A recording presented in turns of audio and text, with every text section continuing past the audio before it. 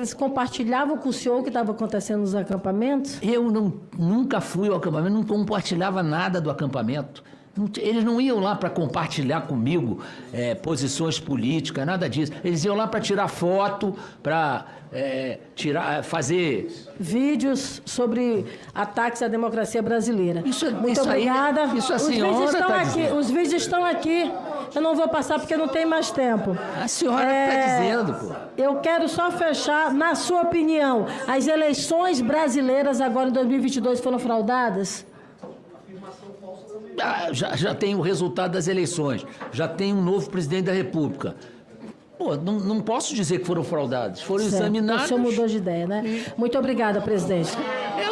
Ela fala as coisas que ela acha que tá na minha cabeça. Porra, é pra ficar puto, né? Puta que presidente, por favor, a palavra. É muito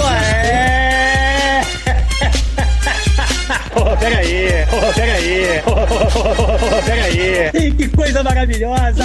Que delícia! Ai. Quarta-feira, 27 de setembro, 7h01 da manhã. Qual é, general Heleno? Qual é? Pô, peraí, general. Que maravilha. Muito bem, isso aí foi um trecho da CPI de ontem. Eu vou passar mais um trecho depois aqui. O general Heleno esteve ontem, né? General Heleno esteve ontem. Aliás, me falaram que o general Heleno não é carioca. Fiquei muito decepcionado, né? Alguém falou que o general Heleno é de Curitiba. Acabei não pesquisando isso hoje de manhã, né? O general Heleno é do Leblon de Curitiba, né? Com esse sotaque aí, né, gente? Qual é, general? Qual é? Tudo bem, gente? Bom dia para todo mundo que está nos acompanhando aí. O programa está sendo feito hoje de forma remota, porque eu estou em viagem, estou em Brasília, aliás, né? Não vim para ver o general Heleno. Não viemos fazer isso. Bom dia para todo mundo que está já no nosso chat. Eu vi que tem muita gente aí já, do Crato a Lisboa. Gente que também tá mandando alô aí do Porto, da cidade do Porto, né? Também de Porto Alegre, também de Salvador, também do Rio de Janeiro, do Recife. Muito obrigado a todo mundo que já está comentando. Bom dia para a comunidade do ICL, bom dia para quem nos acompanha pela TVT, em São Paulo e Grande São Paulo, pela televisão, rede aberta, né? Televisão aberta, também pela Rádio Brasil Atual e pela TV Quirimurê, lá na Bahia. Muito obrigado pela audiência de todo mundo, o pessoal que tá chegando aí, Fortaleza, São José dos Campos, Jaguariúna, Mogi das Cruzes, Indaiatuba. Muito bem, bom dia comunidade GCL. E ontem estou em Brasília também, porque ontem nós inauguramos um estúdio do ICL em Brasília. Tava maravilhoso, muita gente lá. Depois, para quem continuar acompanhando aqui, o ICL Notícias primeira edição, que começa às 8 horas, com certeza a gente vai mostrar direito o estúdio para vocês, maravilhoso. A Heloísa Vilela estava radiante ontem, porque agora terá um estúdio. O Misael também. Os dois estavam lá muito felizes, claro que o Edu estava felizão também, estava todo mundo, estava uma galera da equipe do ICL lá. Então, gente, parabéns demais para quem montou também. Parabéns ao nosso profeta. Vocês sabiam que nós temos um profeta no ICL? O ICL tem um profeta. O profeta é o homem que monta todos os estúdios do ICL, montou o nosso estúdio do Desperta lá, que nós temos nosso estúdio maravilhoso, né? Montou também o estúdio em São Paulo e agora um estúdio novinho em Brasília para fazer o programa de Brasília. A Heloísa Vilela e o Misael vão entrar direto desse estúdio. Abre-se um espaço legal do ICL também para fazer entrevistas, para convidar gente, para fazer programas especiais. Então estava muito legal ontem, muita gente compareceu. O estúdio está lindo e assim, gente, para quem está acompanhando o crescimento do ICL, eu vejo que tem muita gente que nos acompanha aqui, que é comunidade ICL raiz mesmo, que tá desde o comecinho aqui, que acompanha cada passo. Então, muito obrigado a todo mundo que acompanha os programas. Muito obrigado a quem faz os cursos do ICL também, tanto quem faz quanto quem tem a possibilidade de fazer a doação, né, dos cursos para as pessoas que não têm possibilidade. São dezenas de milhares de pessoas, gente, dezenas de milhares de amigos que estão ali, que nos acompanham aqui, que torcem pelo crescimento do ICL, que republicam nossos vídeos nas redes sociais, que passam para as pessoas que não conhecem, que avisam no Zap, olha só, tem isso aqui, tem esse canal, dá uma olhada nesse programa, né? Muita gente está chegando esse ano. O próprio Desperta, vocês viram como a gente começou, né? A gente começou aí faz o quê? Uns 6 meses, eu acho, 7 meses, eu não sei se o programa já fez 7 meses, na verdade. A gente fez uma audiência absurda nesse horário da internet, somos a maior audiência da internet nesse horário, principalmente de programas noticiosos, de longe, né? Ontem, de novo, a gente bateu mais de 16 mil pessoas assistindo o programa só nas redes sociais. Nós ainda temos a TV, ainda temos o rádio. Então o programa tá indo, tá chegando longe. As pessoas falam, as pessoas vêm falar com a gente. É muito legal ver o carinho de todo mundo. E isso aqui está sendo feito junto com vocês, né? Vocês sabem que a maneira como o ICL se financia, a maneira como isso aqui tudo está crescendo, tem a ver diretamente com o que vocês estão fazendo junto conosco, participando do ICL. Então, esse estúdio de Brasília, que ficou maravilhoso, ficou incrível, ele está sendo feito graças ao que vocês estão fazendo também. Aqui a gente tem uma simbiose entre a galera que assiste, a galera que participa dos cursos e todo mundo que apresenta os programas, que está nos bastidores, que está na produção, que está fazendo isso aqui acontecer, né? Então, gente, muito, muito, muito obrigado. E não custa lembrar, claro, né?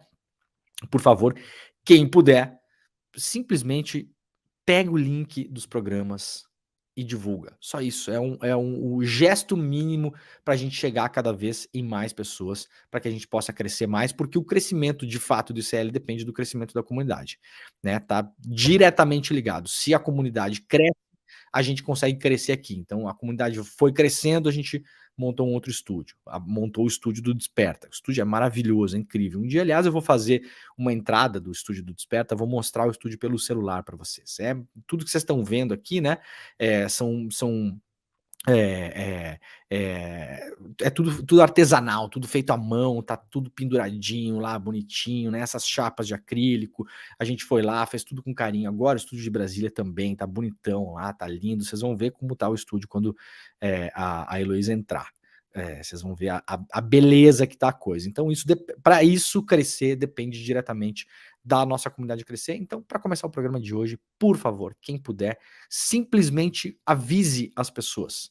Tem muita gente que já conhece o ICL, né? Eu tenho até brincado que virou uma ICL mania, porque muita gente nas ruas vem falar com a gente. Gente, muita gente mesmo, tá? Não tô falando aqui só para aparecer. Vocês sabem que eu tive uma experiência de ficar conhecido muito rapidamente, uns 4, 5 anos atrás, por causa do Intercept, por causa da Vaza Jato. Então eu sei do que eu tô falando, tá? Eu sei como é a recepção das pessoas na rua, nos aeroportos, nos lugares que a gente está públicos, né? Quando as pessoas encontram. E como eu falei ontem lá, inclusive, numa roda de conversa, é só equiparado ao que eu vi, particularmente, a minha experiência pessoal. A ICL mania que está rolando hoje é só comparado ao que eu vivi quando estourou a Vaza Jato, de quantidade de pessoas que vêm falar comigo, que vêm agradecer, que vêm falar que está muito legal, que vêm dizer, olha que bom que o ICL está aí, uma mídia progressista, crítica, né? Tem a liberdade absoluta para as pessoas falarem o que quiserem aqui, isso é maravilhoso e é muito raro, aliás, muito, muito raro. Então, assim, a coisa tá rolando, a coisa tá andando. E agora um estúdio novo em Brasília, que, aliás, eu já falei para a Heloísa Vilela ontem, se ela me autorizar, eu quero usar o estúdio, então todas as vezes que estiver em Brasília, eu quero fazer o Desperta de lá, do estúdio novo também, né, para fazer um grande programa para vocês aqui também, tá bom? Vamos lá, gente, temos muitas coisas hoje acontecendo, né? Então vamos começar com a CPI das Americanas. A CPI das Americanas aprovou um relatório ontem, tava todo mundo esquecendo, né? Teve a CPI aí dos atos golpistas, aquela coisa toda. A CPI das Americanas acabou ficando meio de lado, mas a CPI das Americanas acabou ontem e o relatório aprovado, inclusive, apontou um total de quantos indiciados pela fraude? Vocês querem adivinhar? Vocês querem que eu dê 10 segundos para vocês colocarem no chat quantas pessoas vocês acham que o relatório da CPI das Americanas apontou como sendo responsáveis pela fraude. Vou contar até 3. 1, 2, 3. Isso mesmo, 0 pessoas. CPI das Americanas aprova relatório que evitou apontar culpados. A notícia aqui da Carta Capital, né? Até o momento, investigações mostram uma fraude contábil para esconder um rombo de ao menos 20 bilhões de reais. É mais do que isso, né? Fala-se em 40, 50 bilhões de reais, né? A CPI das Americanas aprovou na terça-feira o relatório apresentado pelo deputado Carlos Chiodini, que evita apontar culpados pela fraude bilionária na varejista. Ou seja, aconteceu uma fraude. O maluco dessa história toda é que a empresa admite a fraude. Então, assim, não é ninguém que está falando, é a própria empresa que está falando. Aliás, foi a empresa que veio a público em uma coletiva de imprensa e falou: olha, nós temos chamaram inicialmente de inconsistências fiscais, né? é um nome bonito, né? A linguagem burocrática ela é criada para mentir para as pessoas, né? Vocês sabem disso, né? Teremos contingenciamento de verbas. O que, que é isso? Vai faltar dinheiro, né? Acabou o dinheiro, né? Temos aqui uma inconsistência fiscal. O que, que é isso? Passaram a mão no caixa das Americanas e mentiram para o mercado, né? O parecer foi aprovado por 18 votos favoráveis e 8 contra. No documento, o parlamentar Carlos Chiodini, vamos falar de novo, eu já falei sobre o Carlos Chiodini, aliás, que participou de um treinamento, de um programa político do Lehman, da Fundação Lehman, então eu não preciso dizer mais nada aqui, né? Eu não vou nem avaliar a qualidade do programa, nem nada. Agora, de fato, é um cara que era o relator da CPI das Americanas. Um dos controladores das Americanas era o Lehman, depois virou acionista de referência, né? No linguagem popular, assim, vamos colocar assim, gente, era o dono, tá? O patrão. Senão a gente fica nesse negócio, acionista de referência, controlador, não sei, ninguém entende o que era. O pai era o dono. Lehman era dono das Americanas. Ele e outros 2 grandes sócios. O Carlos Chiodini participou de um programa da Fundação Lehman, né? De democracia, sei lá o que, blá, blá, blá. Então, assim, primeira coisa, esse relator deveria se declarar impedido quando foi participar dessa CPI. Primeira coisa. Isso não aconteceu, eu levantei essa bola aqui no Desperta, né? Nada aconteceu. E aí, no documento, o Carlos Chiodini afirma que o conjunto probatório converge para um possível envolvimento de pessoas que integravam o corpo diretivo da companhia, ex-diretores e ex-executivos. Mas diz que os elementos colhidos durante os trabalhos da CPI não se mostraram suficientes para a formação de um juízo de valor seguro bastante para atribuir autoria e para fundamentar eventual indiciamento. O que o relator está falando aqui? Olha, a gente fez uma CPI e parece, né, pelo que a gente viu, que os ex-diretores e os ex-executivos cometeram uma fraude. Mas, contudo, pessoal, os elementos colhidos durante a CPI não nos permitem indiciar ninguém. Agora eu vou perguntar uma coisa. Foi pedido algum tipo de quebra de sigilo bancário, fiscal, telefônico e telemático dos ex-controladores? Resposta: não. Foi sequer cogitada e colocada em votação, muito menos, o convite para que eles participassem da CPI? Alguém, por acaso, na CPI das Americanas, viu o Jorge Paulo Lemann sentado lá, como nós vimos o general Heleno ontem? Não. Beto Sicupira? Não. Herman Telles? Não. Então, meu caro Carlos Chiodini, é matematicamente possível acontecer o seguinte: se o senhor não investiga, o senhor não tem elementos suficientes para indicar. Não lhe parece uma coisa meio óbvia? Eu acordo às 5 horas da manhã para fazer esse programa e às vezes eu acho que eu tô fazendo papel de palhaço aqui. Isso aqui que o relator falou ontem é chamar a mim e a vocês de idiotas, de palhaços. Isso seria o equivalente, porque veja bem, uma CPI é uma comissão parlamentar de inquérito. A comissão, enquanto ela está instaurada, ela age, grosso modo, com as diferenças que há, obviamente, ela age como uma delegacia de polícia. Cada deputado, cada senador que participa da CPI é um investigador. Tanto é assim que a CPI tem poderes para pedir quebra de sigilo, por exemplo, e prender pessoas. Nós vimos na CPI da Covid que uma pessoa saiu presa de lá porque mentiu durante o depoimento. Isso é o equivalente a você mentir durante o interrogatório da polícia. E o delegado olhar e falar: não, você está claramente mentindo. Né? Então tem poderes de polícia. Ora, se um delegado abre um caso para investigar uma fraude fiscal em uma empresa, um delegado, esqueçam a CPI, tá bom? O delegado foi lá e abriu o caso. A PF, vamos supor, a PF vai lá investigar a fraude das Americanas. Se a PF não pede nenhuma quebra de sigilo bancário, não faz nenhuma diligência, não pede nenhuma quebra de sigilo telefônico, não pede nenhuma quebra de sigilo telemático, e não convoca ou convida as pessoas envolvidas para serem ouvidas, como diabos ela vai ter elementos para indiciá-las, senhor Carlos Chiodini? O senhor está fazendo as pessoas de palhaços, tá bom? É importante a gente, 7h15 da manhã, pelo menos pontuar aqui, já que não vai acontecer absolutamente nada em relação a esse caso, que o senhor acha que nós somos idiotas, mas alguns de nós aqui que estamos vendo esse programa, felizmente não somos. A gente consegue saber quanto é 1 mais 1, né? A gente sabe o ABC. A gente acorda cedo aqui, o deputado. Se o senhor, que participou de um programa da Fundação Lehman, vira relator da CPI das Americanas, do Lehman, durante a CPI, o seu grupo político, que está comandando a CPI, porque era a maioria ali, não tem interesse nenhum em fazer investigação, não pede quebra de sigilo dos controladores, que são os principais nomes das Americanas. Isso é o equivalente ao senhor investigar uma organização criminosa, que não é o caso aqui, porque não podemos saber, porque os senhores não investigaram. Agora, isso é o equivalente ao senhor Carlos Chiodini, se o senhor fosse delegado e estivesse investigando uma organização criminosa, e o mundo inteiro soubesse que os capos da organização, que os chefões são o fulano, o beltrano, o ciclano. E o senhor simplesmente ignorasse a existência dessas pessoas. Foi exatamente o que os senhores fizeram nesta CPI. Sem pedido. Vocês sequer convidaram.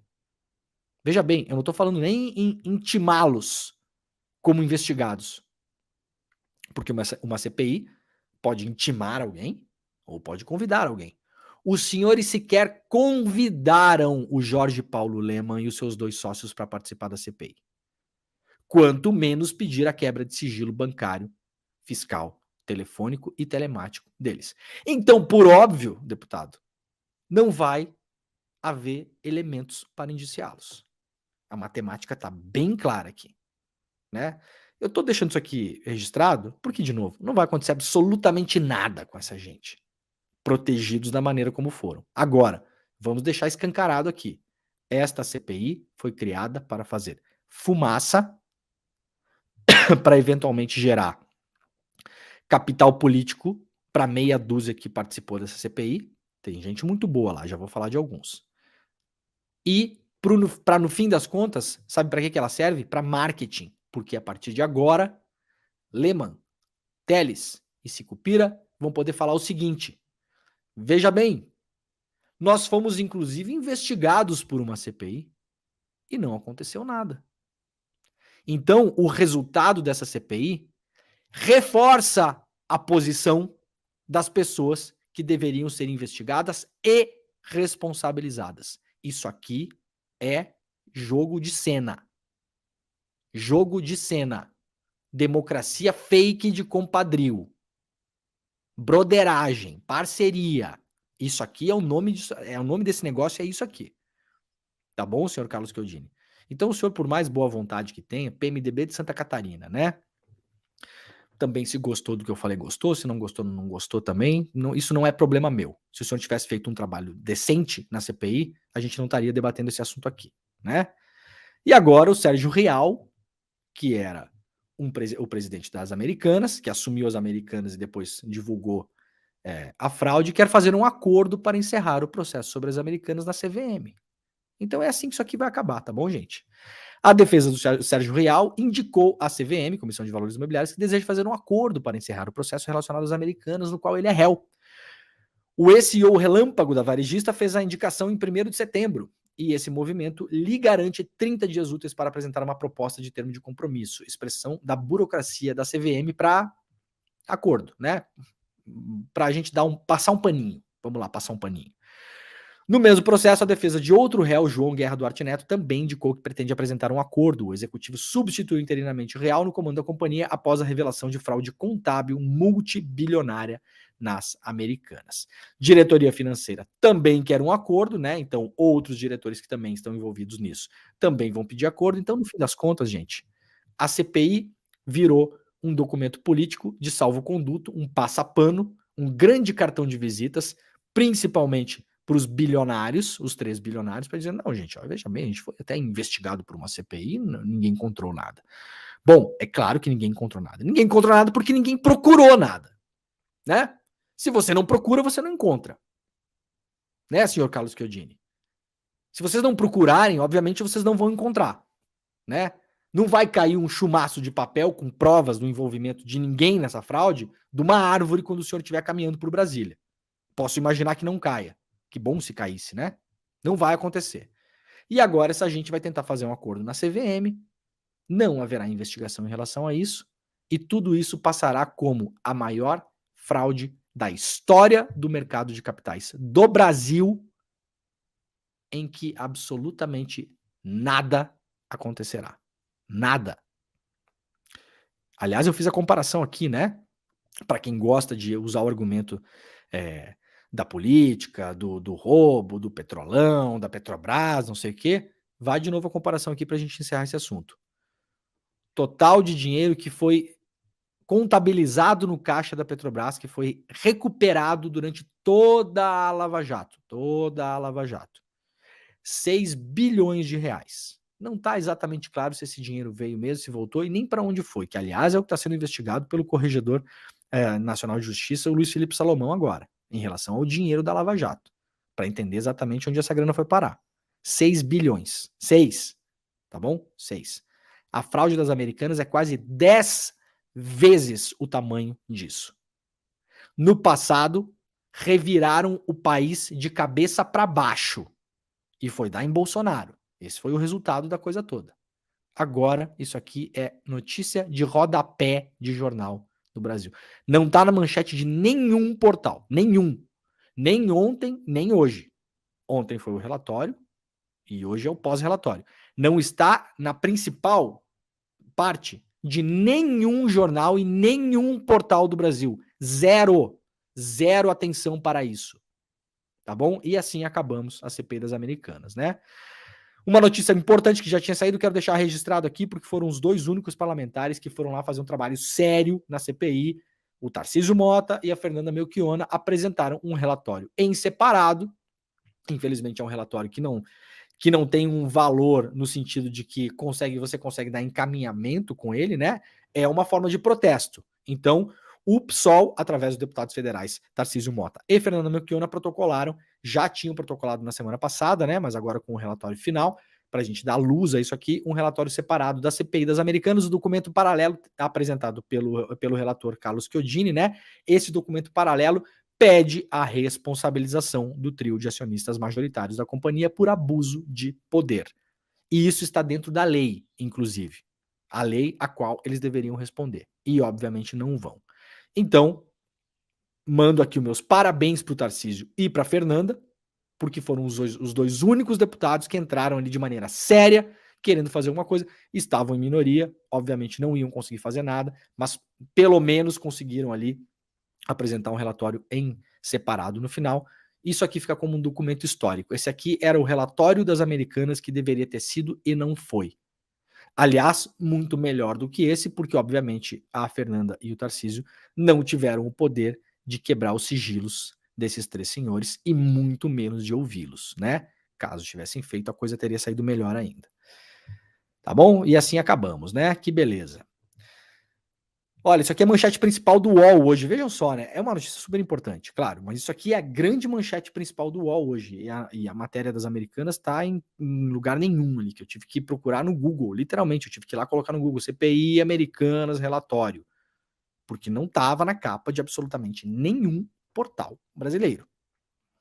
Vocês sabem, as Americanas é uma das maiores anunciantes do Brasil, né? Sabe como é que funciona essa coisa, né? Vai lá, bota um caminhão de dinheiro na imprensa e a imprensa não toca no assunto, né? No intervalo do Big Brother, não sei o quê, né? É um dos maiores anunciantes do Brasil, historicamente. E fora que o grupo do 3G Capital, que é o grupo dos 3 bilionários, estrela brasileiros, não tem só as Americanas, né, gente? Tem Burger King, tem uma série de outras coisas, né? Então vocês imaginam que essa gente vai ser incomodada, né?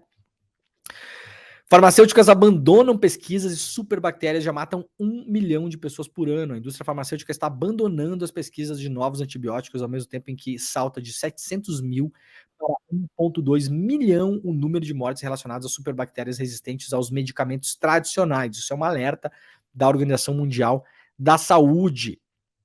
O micro-organismo pode causar pneumonia, né, esses novos micro-organismos, né, infecção urinária e infecção da corrente sanguínea. Seus efeitos vão de taquicardia, febre, inchaço até a falência múltipla dos órgãos. E as farmacêuticas não estão investindo. O número de pesquisas de novos antibióticos é insuficiente diante da crescente propagação da resistência antibacteriana, diz a OMS. Hoje, porém, a maioria dos antibióticos do mercado são variações de medicamentos desenvolvidos ainda na década de 1980. Qual é a grande questão em relação a isso? A gente deu essa notícia, inclusive, na segunda-feira. Qual é o grande medicamento estrela do momento no mundo? Talvez um dos medicamentos de maior sucesso da história da indústria farmacêutica. O tal do Ozempic, né? Que é um medicamento para emagrecer, né? Eu mostrei aqui, inclusive, que a empresa que fabrica o Ozempic, ela tem uma avaliação de mercado hoje, ela fica sediada na Dinamarca. Ela tem uma avaliação de mercado hoje maior do que o PIB da Dinamarca, vendendo remédio para emagrecimento. O próprio PIB da Dinamarca foi revisado algumas vezes esse ano, foi revisado para cima. A Dinamarca teria um PIB bem mais modesto ou até uma retração econômica. O PIB foi revisado para cima. E o nome da farmacêutica que produz esse medicamento foi citado 30 vezes no relatório. Tá bom? Então, gente, por óbvio, como a gente fez a matemática ali do senhor Carlos Chiodini, né? Se você não investiga, você não tem investigação, né? Se você não ouve, as pessoas, você não vai ter indiciados. Se você não quebra sigilo, você não tem elementos de prova, né? Então a gente vai fazer a matemática de novo aqui. Vocês acham que as indústrias farmacêuticas, que são na sua imensa maioria privadas, vão investir mais numa pesquisa para um novo medicamento para emagrecimento ou para combater superbactérias? É óbvio, né? E aí a gente viu a importância do investimento em saúde pública na Covid. Em relação às vacinas, por exemplo. No Brasil, os casos da Fiocruz do Butantan. Então preocupa bastante isso, né? Quem já teve internado aí nos últimos anos ou teve familiares internados sabe que é uma grande tensão você entrar no hospital por conta dessas bactérias, né? Quanto mais tempo você fica lá, maior a chance de você pegar uma bactéria. Eu tive meu pai internado durante muito tempo, né? E o nosso maior medo não era que ele morresse por conta da doença que ele tinha, que acabou acontecendo um tempo depois. Mas era porque a condição em que ele estava lá, meu pai acabou sendo entubado, inclusive, a condição que ele estava lá, ele estava exposto a bactérias 24 horas por dia. E todo o corpo médico lá do hospital, as enfermeiras, todo o pessoal lá falava, ó, o grande problema é que ele estando aqui, ele está no risco de contrair uma bactéria. E os medicamentos que se usa hoje em dia, a gente não sabe mais se vai funcionar. Não sabe. Tanto é que muitas vezes se dá coquetel de medicamento para saber se a coisa vai andar, né? Então, preocupante isso. Isso é a manchete do UOL hoje, né? Vamos lá rapidamente sobre a escolha do ministro do STF. A Rosa Weber está deixando o STF hoje, aliás, último dia da Rosa Weber, e a Folha traz aqui uma notícia de bastidores. Ala do Planalto resiste à escolha de Dino para o STF e insiste em Messias. Favoritismo do ministro da Justiça é visto com ressalvas por parte dos aliados de Lula. Ministro da AGU tem apoio de Padilha e Jacques Wagner. Uma ala do Palácio do Planalto ainda resiste na ideia de nomear o Flávio Dino como ministro da Suprema Corte, né? No lugar da vaga da Rosa Weber. Ele é apontado por aliados do presidente Lula como favorito na disputa. Não só por aliados, o Flávio Dino, de fato, agora, né, nas últimas horas, nos últimos dias, se tornou realmente o nome que está na cabeça dessa corrida para virar o próximo ministro do STF. Uma coisa curiosa que aconteceu essa semana, uma notícia de bastidores que eu trago aqui para vocês, que eu fiquei sabendo por colegas jornalistas, né? O Flávio Dino tinha várias entrevistas marcadas com a imprensa e cancelou todas, tá? Cancelou todas as entrevistas. A brincadeira entre os colegas jornalistas não, mas isso não tem absolutamente nada a ver com o STF, né? Essa é a brincadeira. Então, há sinais de que, de fato, a coisa está se encaminhando para o nome do Dino. Alguns petistas, entre eles o ministro Alexandre Padilha, e o líder do governo no Senado, o senador Jacques Wagner, defendem que o presidente indique à corte o advogado-geral da União, Jorge Messias. Bom, vai ter muito falatório em relação a isso, né? Essa manchete poderia também ser escrita de várias formas diferentes, né? Porque a ala do Planalto resiste à escolha de Messias, a ala do Planalto resiste à escolha de fulano, né? Sempre vai ter uma parte das pessoas, é um grupo político que prefere A, B, C ou D, né? Mas o fato é que o Dino entrou nessa briga mesmo, as conversas estão andando, né? E eu lamento informar, inclusive, para as pessoas que estão fazendo a campanha em relação a uma ministra negra no STF, que parece que está se encaminhando para esses nomes aqui, de fato. Aliás, eu próprio fiz campanha e estou em campanha até agora, né? Publiquei nas minhas redes sociais, falei no programa aqui, né? Que acharia importante que a escolha fosse nessa direção. Mas o tempo está acabando, hoje é o último dia da Rosa Weber no Supremo, as escolhas estão se afunilando e não parecem surgir mais nomes para além desses que estão aqui, né? Tem o Jorge Messias, tem o Bruno Dantas, que é outro que até uma semana atrás estava sendo muito falado, agora aparentemente perdeu um pouco de força, e possivelmente o Dino, né, seja hoje o nome mais forte para suprir essa vaga da Rosa Weber, né? Quem escolhe é o Lula, muita gente fala, né? Óbvio que quem escolhe é o Lula, né, gente? Acho que mais de novidade vocês têm pra gente? A chuva é molhada também, né? O sol nasce todos os dias, né? As pessoas usam os argumentos, né? Porque tem muita gente falando, olha, seria importante ter uma ministra, uma mulher, né, para cumprir essa vaga, preferencialmente uma mulher negra. E algumas pessoas da militância petista não gostam que se faça esse tipo de coisa, né? Porque algumas pessoas, eu tenho a sensação que elas acham que a gente vota em outubro e joga o título de eleitor fora. Depois só aparece depois de 4 anos, né? Eu lamento informá-los que não é assim, tá bom? As pessoas têm o direito de fazer as suas reivindicações e dizer que quem escolhe é o Lula não diz absolutamente nada, né? Como dizer que a chuva é molhada, né? É óbvio que quem escolhe o Lula e quem escolhe o Lula somos nós, né? É assim que funciona. Então, como nós escolhemos o Lula, para o Lula escolher as coisas, nós temos o direito a dizer, olha, eu acho que a gente quer assim, a gente quer assado, né? A gente quer virado, né? Por quê? Quem escolhe é o Lula. Mas quem é que escolhe o Lula? A sociedade civil, né? Hoje estamos num programa matemático aqui, né? Falando obviedades. Muito bem, vamos seguir aqui. O TSE excluiu as Forças Armadas da fiscalização das urnas eletrônicas. O Tribunal Superior Eleitoral aprovou hoje resolução que exclui as Forças Armadas do rol das entidades fiscalizadoras das urnas eletrônicas. A medida ocorreu após uma consulta do presidente da Corte, Alexandre de Moraes, em um ano após as crises entre o tribunal e os militares durante o governo Jair Bolsonaro. O STF também deixou de ser uma entidade fiscalizadora, mas 3 ministros do Supremo compõem o TSE. A proposta foi lida por Moraes na sessão e aprovada por unanimidade pelos demais integrantes do TSE. A costura já estava sendo feita desde o início do semestre e a decisão ocorre nos preparativos para os testes de segurança das urnas que serão usadas nas eleições do ano que vem. Não se mostrou necessário, razoável e eficiente a participação das Forças Armadas no rol de entidades fiscalizadoras do sistema eletrônico de votação e na Comissão de Transparência Eleitoral, disse o Alexandre de Moraes ontem. Moraes agradeceu a parceria com as Forças Armadas, né, uma parceria que acaba com a clássica parceria que acaba com um entrando com o pé e o outro entrando com a bunda, né? Especialmente na segurança dos eleitores e no apoio logístico dos militares. E diz que tais medidas continuarão a ocorrer. Ou seja, as Forças Armadas permanecem participando das eleições, como? Fazendo o que lhes compete, né? Que é carregar a urna de um lado para o outro, né? Fazer segurança em algumas áreas, eventualmente, se precisar ajudar a desobstruir estradas, aquela coisa toda, né? As Forças Armadas não participam mais do quê? Da fiscalização das urnas. Por quê? Porque não tem absolutamente nada a ver.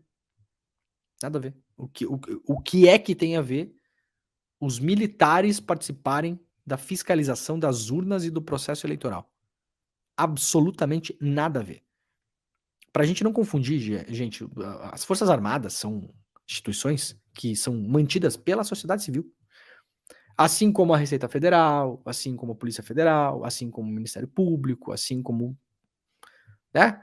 Não são criações da natureza. Não surgiram de combustão espontânea. Então, por que raios as Forças Armadas tinham que participar do Comitê de Fiscalização? Então, vamos colocar também os auditores da Receita Federal, vamos colocar também o Ministério Público lá, da associação de classe deles lá, vamos colocar todos os juízes do Brasil, vai ter um representante de cada juiz, o Ministério do Trabalho, os juízes do trabalho, vamos botar todo mundo então. Qual a diferença? Nenhuma. Qual a capacidade das Forças Armadas de fazer esse trabalho? Zero. Por que é que isso foi feito no ano passado? Foi um movimento político para aproximar as Forças Armadas do TSE, para ver se alguns generais aí, como o general Heleno, por exemplo, paravam de falar bobagem sobre fraude nas urnas. Não resolveu. Esse foi o movimento do ano passado. Olha, vamos trazer esses caras para cá, sabe? Sabe o cara que tá fora de uma turma e fica falando mal da turma? Daí a turma decide, tá, vamos chamar o cara aqui. Daí o cara senta na roda aí, e daí o cara para. Mas o cara sentou na roda e continua falando mal da turma. E agora a turma mandou ele embora de novo. E fez muito bem, inclusive. Né? Não tem absolutamente nada a ver uma coisa com a outra. O STJ julga impasse na massa falida do Eike Batista. Lembram do Eike Batista?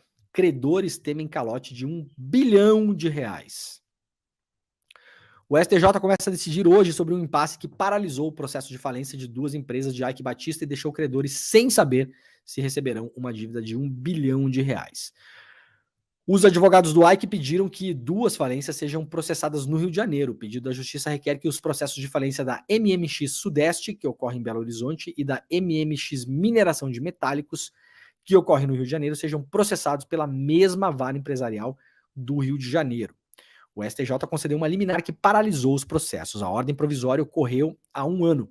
Com isso, não foi possível vender nenhum ativo para pagamento dos credores, tanto em Minas como no Rio de Janeiro. A MMX Mineração e Metálicos era uma holding com participação de outras empresas do grupo do Eike. Ela pediu recuperação judicial em 2016 e teve falência decretada em 2019.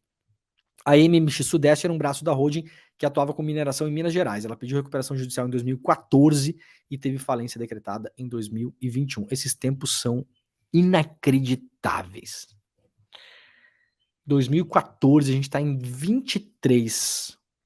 No ano que vem faz 10 anos que tem um fantasma arrastando correntes pelos tribunais sem nenhum tipo de decisão. Eu não quero nem imaginar a quantidade de grana envolvida nesse negócio e pela experiência que nós temos em relação a esse tipo de processo, eu não quero nem imaginar os motivos pelos quais várias decisões foram tomadas para que essa história durasse 10 anos. Tá bom? E fico por aqui porque não vou falar mais nada em relação a isso. Agora o STJ vai tomar uma decisão definitiva sobre o caso. O tema será discutido na sessão dessa quarta-feira à tarde. O Eike era um desses grandes bilionários, estrela, né? Surgiu uns anos atrás e meteoricamente desapareceu. Deputados dizem que texto que prevê a inelegibilidade de Bolsonaro foi alterado depois de votação para beneficiá-lo. Notícia da Mônica Bergamo, lá na Folha de São Paulo, um artigo da mini-reforma eleitoral. Eu não acho esse nome correto, né? Mini-reforma eleitoral vai mudar um monte de coisa, não tem de mini, não tem nada essa reforma. Um artigo da reforma eleitoral aprovado no dia 14 de setembro pela Câmara dos Deputados está causando polêmica entre parlamentares. É o que define o período que uma pessoa fica inelegível depois de condenada pela Justiça Eleitoral por irregularidades previstas em lei. Falou inelegível, apareceu ele.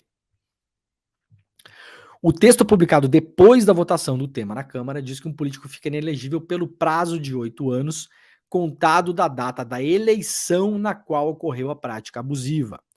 Parlamentares do PT e do PSOL, no entanto, afirmam que o artigo divulgado não é o mesmo que foi lido no plenário e aprovado pela maioria dos deputados. O texto teria sido modificado depois de votado e a mudança beneficiaria quem? O inelegível, claro.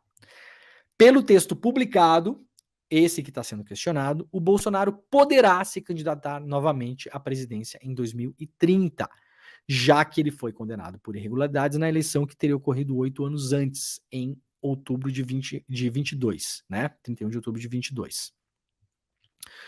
Os parlamentares que denunciaram a mudança do texto, no entanto, afirmam que uma emenda apresentada pelo PT, que foi lida e aprovada em plenário, dizia que a pessoa condenada na Justiça Eleitoral pela prática de abuso de poder econômico ou político ficaria inelegível ao contar da data da decisão dos juízes. Então é o seguinte, os caras leram o texto no plenário, aprovaram o texto. O texto dizia que a inelegibilidade, por exemplo, do Bolsonaro e de outros, começa a contar 8 anos a partir do momento da decisão judicial, tá bom? Da decisão dos juízes, e quando publicaram o texto, de fato, não era o texto discutido. O que é que mudou? Que os 8 anos passam a contar da eleição do fulano. Ou seja, passa a contar antes. Ou seja, a pessoa ganha tempo. É como se, em tese, ela já tivesse cumprido uma parte do tempo, né? Em tese não, na prática. E aí, isso faz com que o Bolsonaro possa aparecer em 2030, né? Eu espero que isso aconteça até lá. Espero que outras coisas aconteçam até lá. O texto lido e votado por todos nós não foi o mesmo publicado, disse o Guilherme Boulos, um dos que protestaram. Ele vai apresentar uma questão de ordem na Câmara pedindo explicações. E Laiá, né? Gente, ontem o general Heleno participou da CPI do golpe, né? E teve vários trechos importantes. A gente mostrou, inclusive, um trecho na abertura aqui, mostrando o general Heleno perdendo a compostura com a senadora Elisiane Gama, né? Elisiane Gama, que, aliás, estava ontem na inauguração do estúdio do ICL, né? A gente mostrou para alívio cômico, mas eu quero mostrar um trecho agora aqui, mostrando o general Heleno mentindo. O Guilherme Amado, ele fala isso toda vez que ele fala do general Heleno, né? O Guilherme Amado fala, ó, se tem uma coisa que eu posso falar sobre o general Heleno, é que o general Heleno mente. Mente. A cara dura, sabe? Mente das coisas assim, você vai ver um negócio e vai lá, mentira. E ontem na CPI, mais uma vez, né? Teve uma que pegaram o general Heleno no flagra. Tem um vídeo do Rogério Correia, que o Rogério Correia flagra o general Heleno na mentira. E aí vocês vejam como o general Heleno sai da mentira. Mentiroso é um negócio sério, né, cara? O mentiroso, ele nunca tá mentindo. Nunca. Você mostra uma coisa pra ele, ele dá um jeito. Ele vai torcer, ele vai sair pela lateral e vai embora. Vamos lá, ô Jimmy, coloca o vídeo pra gente. Pode deixar só o Rogério Correia na tela, tá? Que é um vídeo um pouquinho mais longo pra gente assistir, aí depois eu volto. A nossa mesa que possa passar aqui o vídeo 8 para mim, que é uma fala do general agora mesmo nessa reunião. Não, e eu quero esclarecer que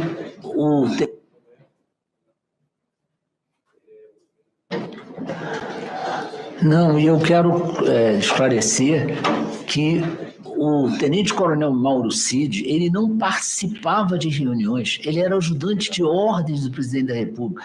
Não existe essa figura do ajudante de ordem sentar numa reunião dos comandantes de força e participar da reunião. Isso é fantasia.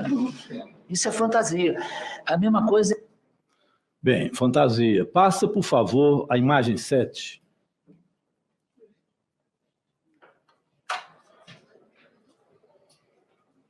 Olha quem está ali. Palácio do Planalto. Reunião com o ministro da Defesa e comandantes das Forças Armadas. Fora da mesa. Participam ali da reunião o ministro da Defesa, Fernando Azevedo, o secretário-geral do Ministério da Defesa, Almir Garnier Santos, aquele que é golpista, está lá, o Mauro Cid. E o general Heleno, que disse que ele também não costumava ir nas reuniões do Comando das Forças Armadas, se eu quiser eu pego o vídeo, se eu acabou de dizer isso, está lá também. O senhor mentiu? De jeito nenhum. Eu era convocado quando o presidente precisava de um órgão de inteligência participar da reunião, ele me convocava, eu comparecia à reunião. E o Mauro Cid não sentava à mesa? Não, jamais. O senhor mentiu para a gente, o senhor me desculpe. Hã? O senhor não faltou com a verdade com a gente, eu vou explicar por que o senhor fez isso. Na verdade, o senhor quis proteger o Jair Bolsonaro como se Mauro Cid, e assim estava sendo interpretado, não participava das reuniões e, portanto, não podia fazer delação. Mas aí está Mauro Cid sentado à mesa, como sentou sempre, e ouviu tudo aquilo que foi dito. Então é óbvio.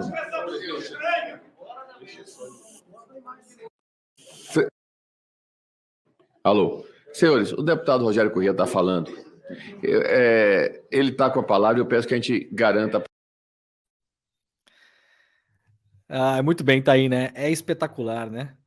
O senhor, General Heleno, mentiu, hein? O General Heleno parece um personagem da Praça é Nossa, né? Ai, gente, é isso, né? O Cid não participava de reuniões. Tá aqui a foto do Cid. Mas ele só estava ali em pé. Veja a posição dele, ele estava em pé. Aí depois o Rogério Corrêa, num outro trecho do vídeo que a gente não vai mostrar aqui, fala, mas o Heleno, ninguém tá falando que o Cid sentava na ponta da mesa e ficava dando ordem pro Bolsonaro. O grande valor que o Mauro Cid tem, que agora fez uma delação, é ter duas orelhas para escutar o que era dito. Não, o Cid não participava de reuniões. Não, tá aqui a foto do Cid participando de reuniões. Mas ele não participava, ele não falava, ele sentava na mesa. Pouco, não é disso que se está tratando aqui. Tem vídeo do próprio Bolsonaro. Quando o Cid começou a ficar enroscado com a Polícia Federal, falando que o Cid participava de reuniões do Bolsonaro com o Putin. Como que não participava? O Bolsonaro falou. O Cid é o meu fiel escudeiro, participa de todas as reuniões comigo. E citou o Putin, reunião com o Putin. O Cid estava lá.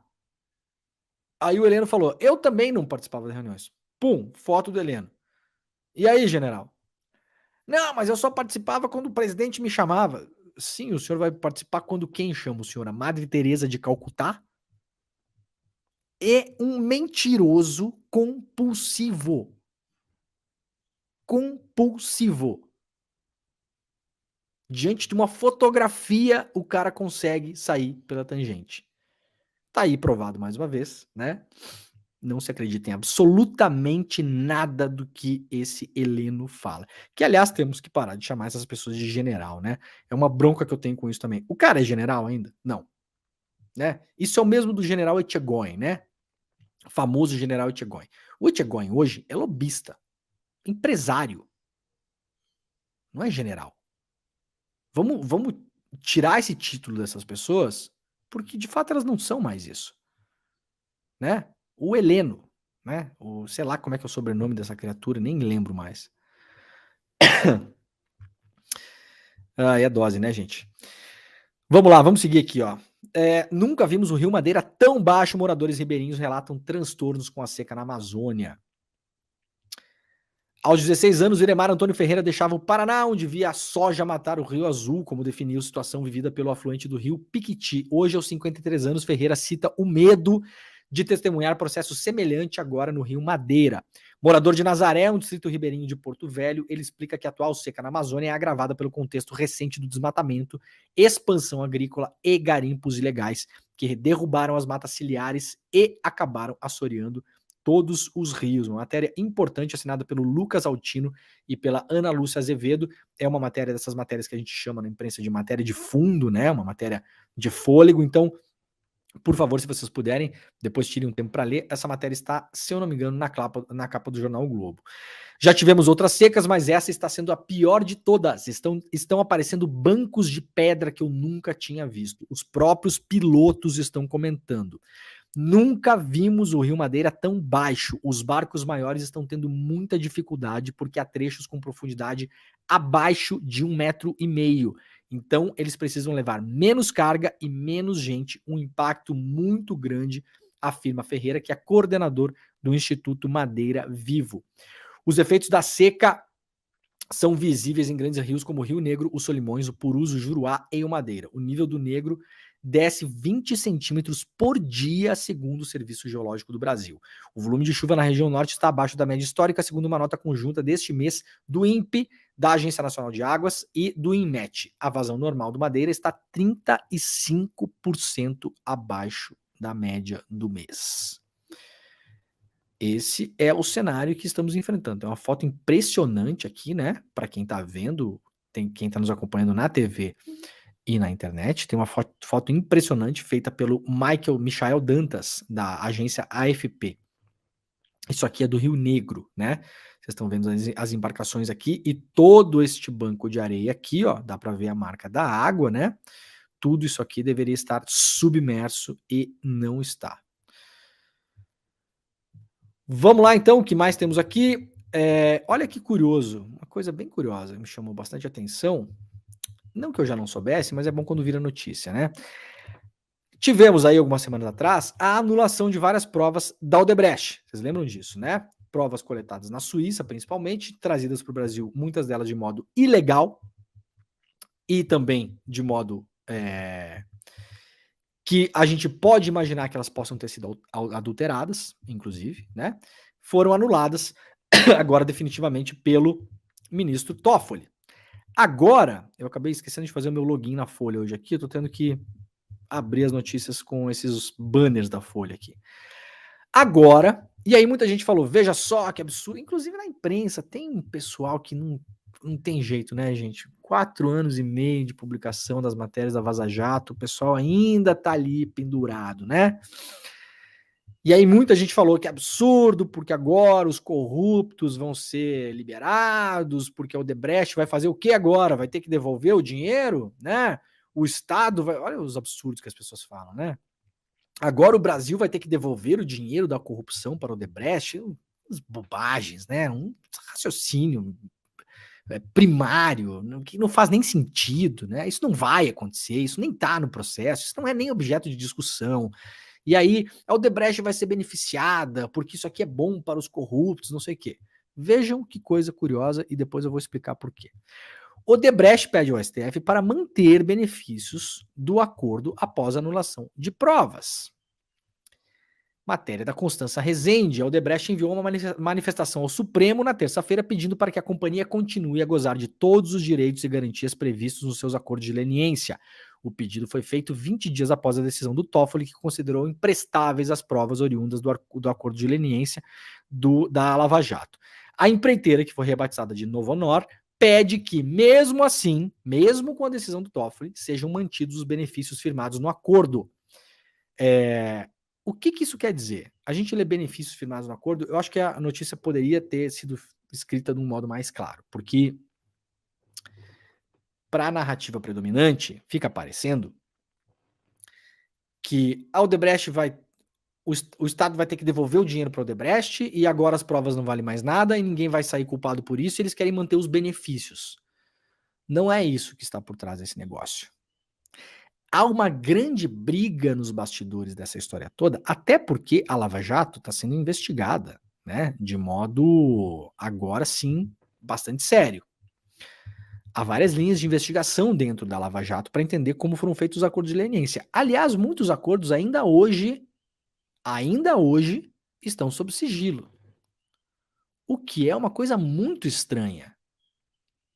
Por que acordos que já foram fechados e terminaram, que foram fechados 5 anos atrás, estão sob sigilo ainda? Isso é uma coisa curiosa, né? Que, aliás, o juiz Eduardo Apio, que estava fazendo um excelente trabalho nesse ponto de vista, lá na 13ª Vara, estava atrás desse negócio, para colocar esses acordos ao público. Isso a gente está falando aqui de dinheiro público. Há uma grande guerra de bastidores, por quê?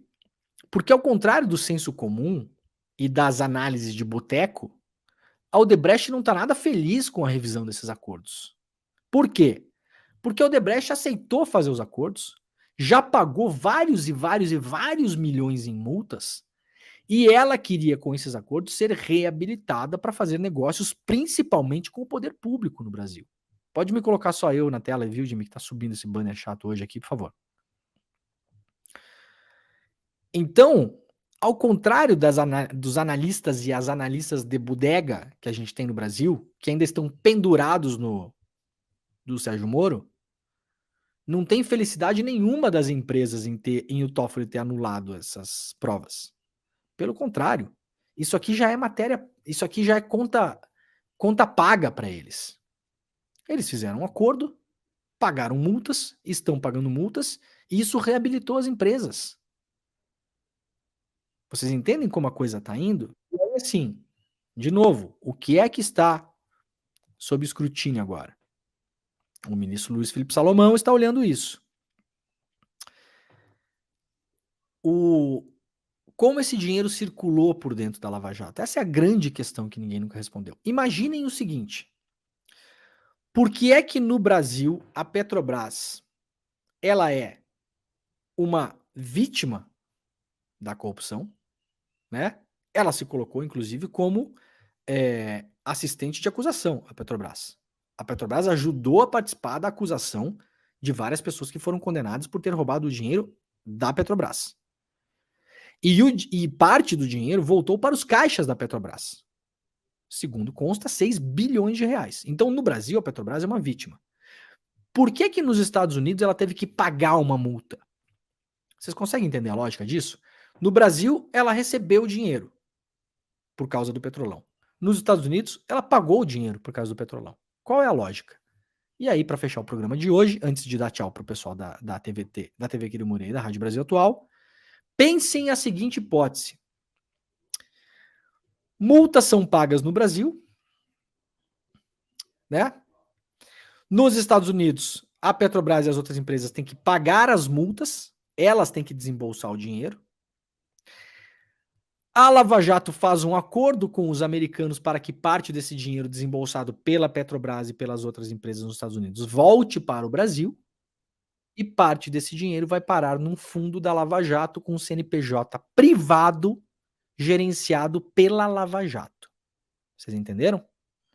O escândalo acontece no Brasil, as multas pelas empresas são pagas lá fora, esse dinheiro lá fora rola uma rachadinha desse dinheiro, uma parte fica nos Estados Unidos, outra parte volta para o Brasil. E uma parte dessa que volta para o Brasil, mais de 2 bilhões de reais, ia parar na mão de uma fundação com um CNPJ privado criada pela Lava Jato. Tá bom? Então fiquem com esse pensamento por aí, que eu acho, né, pra gente despertar, eu acho que o despertamento em relação à Lava Jato vai andar por esse caminho. Vai ser interessante de ver. Muito obrigado a todo mundo que esteve por aí hoje. Estamos encerrando o programa. Muito obrigado, pessoal da TVT, da TV Quirimurê e da Rádio Brasil Atual. Nós voltamos com vocês amanhã, tá bom? Obrigado, tchau, tchau. Gente, quem fica por aqui com a gente no finalzinho do programa, está começando o ICL Notícias primeira edição, então não saia daí. Lembrando que amanhã, 8 horas da noite, nós teremos uma super palestra com a Monja Cohen para falar sobre espiritualidade, para tratar de temas como ansiedade e depressão, os grandes males, né, do nosso mundo pós-moderno, principalmente a ansiedade, mas a depressão também, mas a ansiedade é uma coisa que atinge massivamente bilhões de pessoas pelo mundo, né, que sequer às vezes estão diagnosticadas, né. Então a gente vai ter essa super palestra, vai ser amanhã, é de graça, é exclusivo, é ao vivo, mais um super evento que só o ICL faz para vocês, né. Então olha só, icl.com.br/desperta. Garanta a sua vaga, o link vai ser enviado por e-mail, então você tem que entrar no link agora, icl.com.br/desperta, e é uma aula aberta, uma palestra que você pode convidar, não é só para especialista em teologia, nem nada disso. Convida lá a mamãe, a tiazinha, a vovó, o vizinho, todo mundo, porque vai ser de fato uma super palestra amanhã de noite, às 8 horas da noite, ao vivo, exclusivo, grátis. icl.com.br/desperta. Muito obrigado, um beijo para todo mundo, nós voltamos amanhã, tchau. Turma, é amanhã o encontro com a Monja Cohen, a aula que vai ser aberta e gratuita, como vencer o estresse e a ansiedade. Monja Cohen é essa liderança espiritual tão sábia e tão amorosa que está nos dando essa oportunidade de aprender coisas que eu acho que todo mundo precisa hoje em dia. Quem não, né? Quem não passa por problemas com estresse e ansiedade. Então, se você já está inscrito ou inscrita, fica atento, porque amanhã vai chegar o link para você poder assistir a aula. E se você não está, clica no link aqui em cima ou aqui embaixo. Se inscreve agora rapidinho e vamos participar amanhã às 8 horas da noite desse encontro incrível.